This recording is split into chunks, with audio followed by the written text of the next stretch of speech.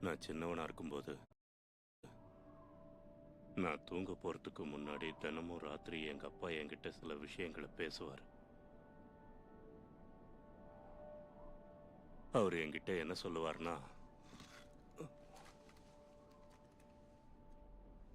"பசி, ஒருவேளை நீ தூங்கி எழுந்திருக்கலன்னா இன்னைக்கு தான் உன் கடைசி நாளா இருந்தா இந்த பூமியை நீ கடைசியா பார்க்கறன்னா நீ உன் வாழ்க்கைய நினைச்சு பெருமைப்படுவியான்னு கேட்பாரு. ஒருவேளை நீ பெருமைப்படலன்னா பெருமைப்படுற மாதிரி வேலையை செய்ய ஆரம்பினார்.